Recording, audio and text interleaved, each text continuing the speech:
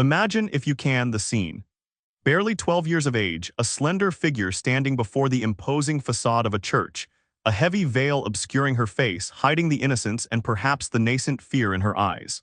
She has been promised delivered to a man twice her age, a man she has never seen, with whom she has never exchanged a single solitary word.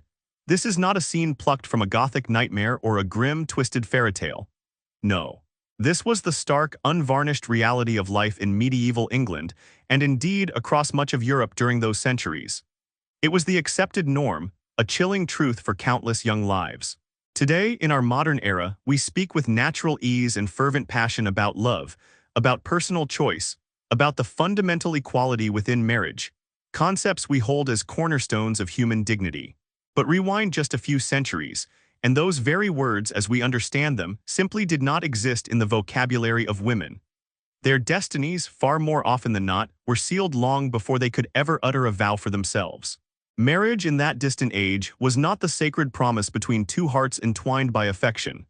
It was, in its coldest, most pragmatic essence, a contract, a transaction, a meticulously calculated strategy played out on the grand chessboard of power.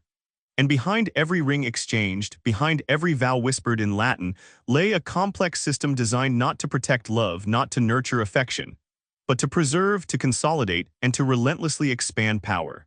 The power of families, the power over lands, the enduring power of dynastic bloodlines.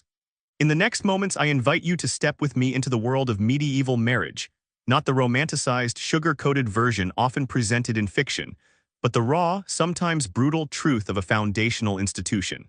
We will uncover customs that today would seem utterly unthinkable, even abhorrent. Children betrothed before they could even learn to write their own names, wedding nights witnessed by strangers as a matter of legal formality, and the terrifying, absolute weight of obedience, a near-total submission, meticulously written into vows considered sacred and unbreakable.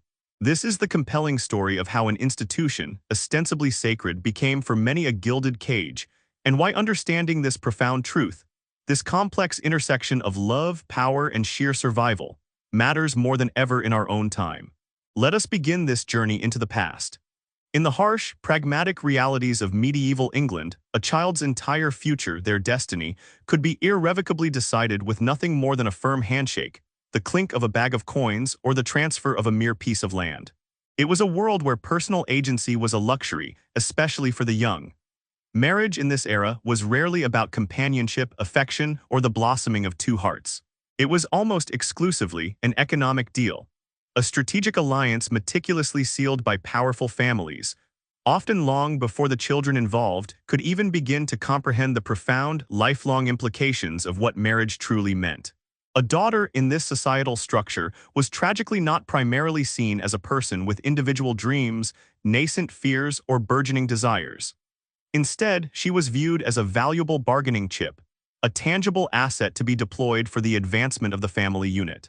Wealthy, aristocratic families used her to secure vast tracts of land, to forge crucial political alliances, or to gain indispensable favor at court. For the vast majority of the population, the struggling, impoverished families of peasants and commoners, a daughter might be exchanged as a means of sheer survival, her future traded for vital livestock, essential tools, or the promise of much-needed labor. Consider one chillingly stark recorded case from 13th century Yorkshire. A young girl was formally pledged in marriage before her 5th birthday, her fate sealed before she could even form coherent memories. Her father, in a transaction that speaks volumes about the era's values, accepted a small chest of wheat and a single cow in exchange for her hand. The girl, of course, had no say whatsoever in this momentous decision. Her feelings, her future aspirations, her very well-being, these were not considered relevant factors. Her existence was merely a means to an end for her family's survival or advancement. And once such an agreement was made, once the terms were set, it was nearly impossible to break. To do so could mean severe legal punishment, social ruin, or the devastating loss of everything a family owned, plunging them into utter destitution. Even in the cold, unfeeling eyes of the law, the girl was irrevocably bound by this contract. She didn't need to sign anything, for she was often illiterate. Her silence, her mere presence at the ceremony, or a whispered, coerced yes uttered under immense pressure from her elders, was considered sufficient to seal her fate. It was a world where the inherent value of a girl was not measured by her voice, her intellect, or her spirit. but by what she was worth to someone else, by her utility as a commodity in the relentless game of survival and power. And this, chillingly, was just the beginning of her journey. Because once the deal was made, once the contract was sealed, the next step in this medieval marital journey was often even more terrifying, stripping away the last vestiges of privacy and innocence. What does consent truly look like, feel like when you're only 12 years old? When your world is defined by the will of elders, by the cold dictates of lineage and land. In medieval England, that tender age was precisely when many girls, barely past childhood, were expected to stand at the altar, their futures irrevocably sealed. By 14, boys too, though often with slightly more agency, were frequently drawn into unions they never asked for, never chose for themselves. According to the strictures of canon law, the Church formally required verbal consent for a marriage to be considered valid, a seemingly benevolent safeguard. But in grim practice, that crucial yes was often no more than a fragile whisper, choked back by tears or brutally shouted over by the insistent, demanding voices of powerful relatives. It was a legal formality, easily manipulated. Consent in this unforgiving era was rarely something freely given, born of genuine will or affection. It was almost universally demanded, a non-negotiable requirement of a system that prioritized property over personhood. Imagine, if you can, a young girl trembling visibly at the grand church door, her small frame overwhelmed by the weight of expectation, too terrified, too overwhelmed to speak. Her family, a phalanx of stern faces, presses in around her. A priest, his gaze impassive, looks on, presiding over the ritual. And then a father, a guardian, or a determined aunt speaks for her, their voice ringing out clearly. "Oh, she agrees." That chillingly was enough. The silence of a frightened child was interpreted as assent, her unspoken terror as acceptance. In the rare, defiant instances where a girl dared to resist, where she found the courage to utter a fragile no, the consequences were swift and often brutal. She faced relentless emotional pressure, veiled threats against her family's well-being, or, in the darkest cases, even physical force. Coercion in this world was not merely tolerated.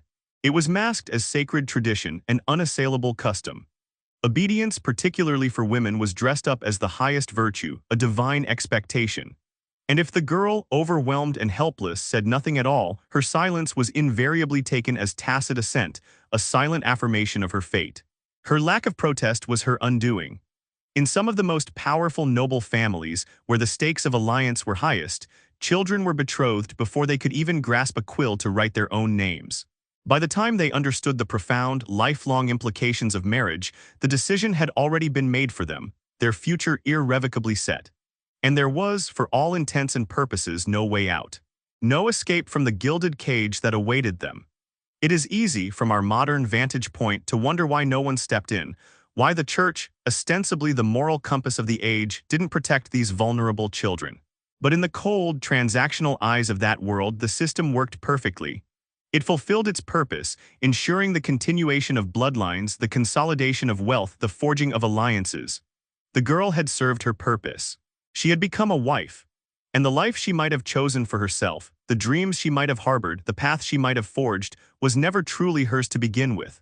Her journey, far from ending at the altar, was only just beginning as she stepped into a union where privacy and personal desire were often alien concepts.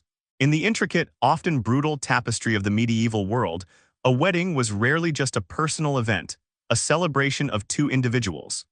It was almost invariably a profoundly significant political act, a strategic maneuver that could reshape the very map of Europe.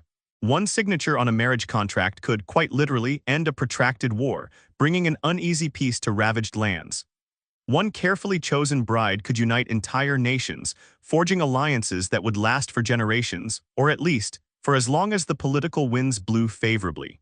Affection, personal inclination, or romantic love had no place here. They were irrelevant, even dangerous distractions. Strategy ruled everything, dictating every alliance, every betrothal. Consider, for example, the formidable figure of Eleanor of Aquitaine, one of the most powerful and influential women in all of European history. Her life perfectly encapsulates this reality. She was married off first to Louis VII, the King of France, a union that brought vast territories under the French crown.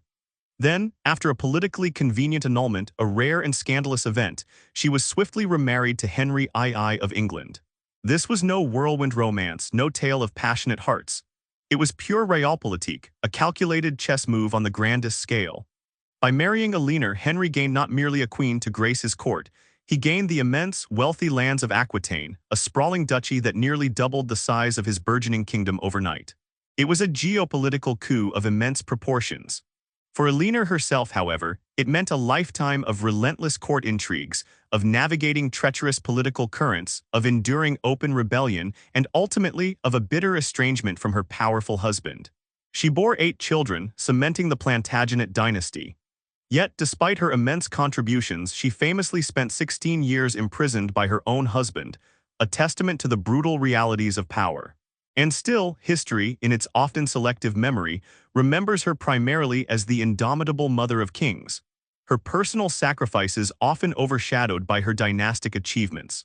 Her story, though grand in its scale, was far from unique.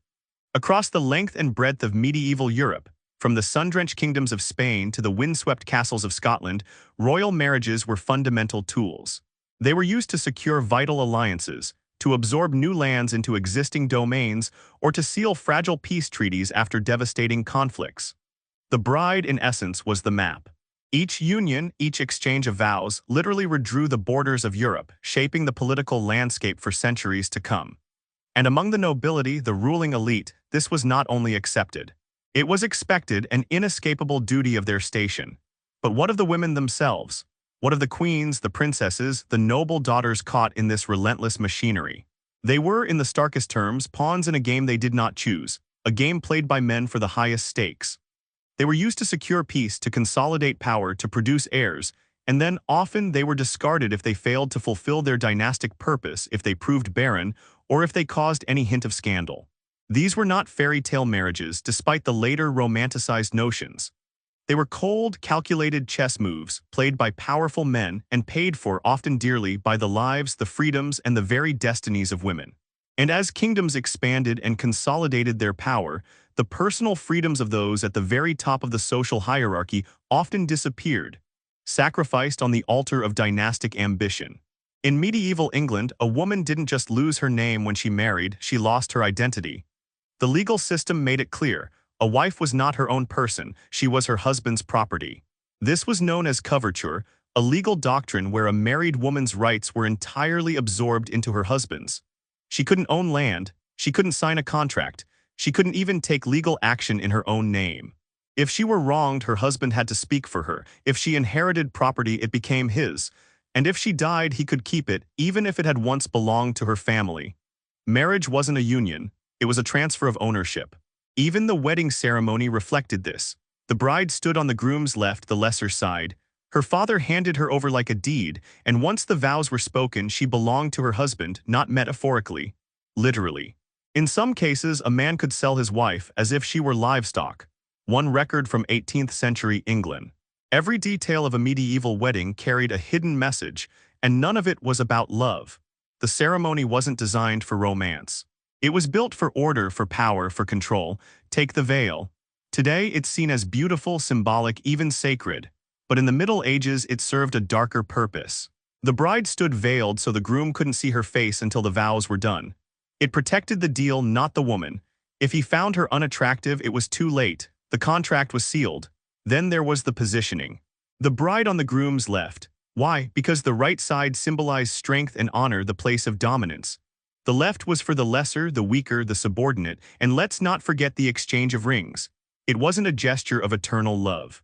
It was a sign of ownership, a circle placed on her fourth finger to show she was taken, claimed, by another man. Even the best man had a role rooted in domination. Originally, he was the bride's guard, armed and ready to fight off any attempt to stop the wedding. If the bride tried to flee, he caught her. If a rival appeared, he drew his sword. The ceremony was loud, public, and unyielding. It declared to the entire village, this woman is no longer free. Her life, her choices, her future, they now belonged to someone else. And yet the most invasive ritual was still to come. The wedding feast had ended, the guests had danced, toasted, and celebrated. But for the bride, the most terrifying part was still ahead. The first night. In medieval England, a bride's virginity wasn't just personal, it was political, legal, and public. Her body carried the honor of 2 families. And proving her purity wasn't optional, it was expected. The bed linens were checked for blood. A stain meant innocence. It meant legitimacy for any future child. It meant the deal had been sealed successfully. In noble households, this proof could determine the future of dynasties. If no blood was found, the consequences were brutal. The bride could be accused of dishonor. The marriage could be annulled. She could be sent to a convent, disowned, or disgraced. In some cases, the blood-stained sheet was held up for the entire wedding party to see. In villages, the punishment was social. Rumors spread.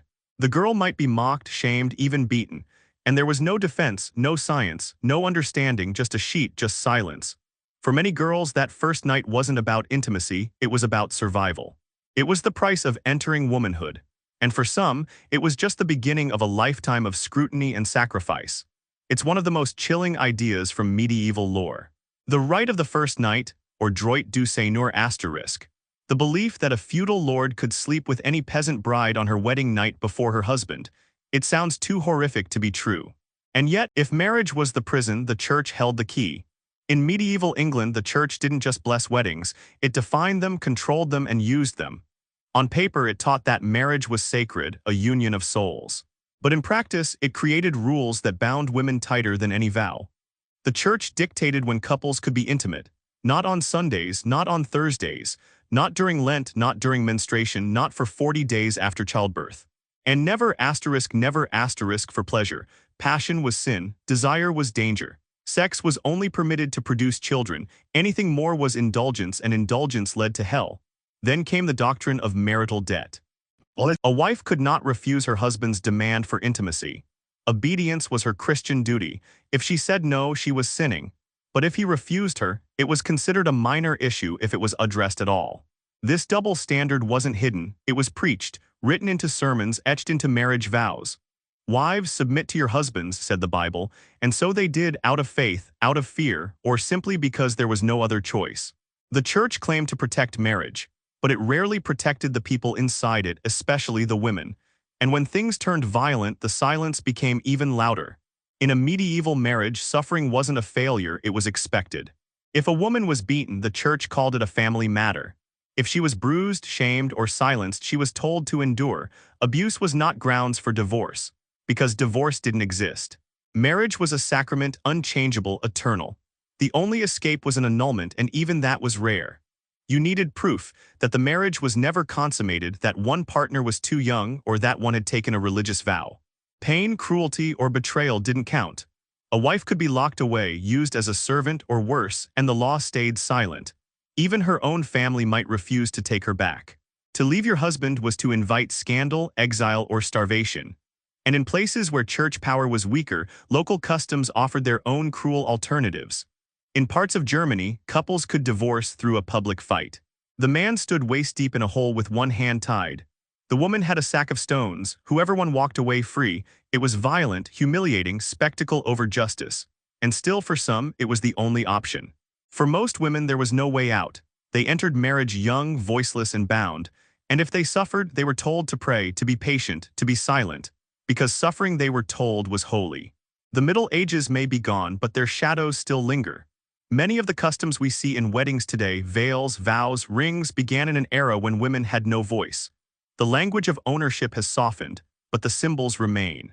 Even now, in some parts of the world, child marriage still exists. Girls are still sold. Consent is still ignored. And the echoes of marital debt still shape laws, cultures, and courtrooms. In England, it wasn't until 1991 that marital rape was officially recognized as a crime. Let that sink in. For centuries, a husband's right to his wife's body was protected by tradition, by silence, and sometimes by law. Understanding medieval marriage isn't just about history. It's about seeing the long road of injustice and choosing not to repeat it. Today, we talk about love, partnership, and respect.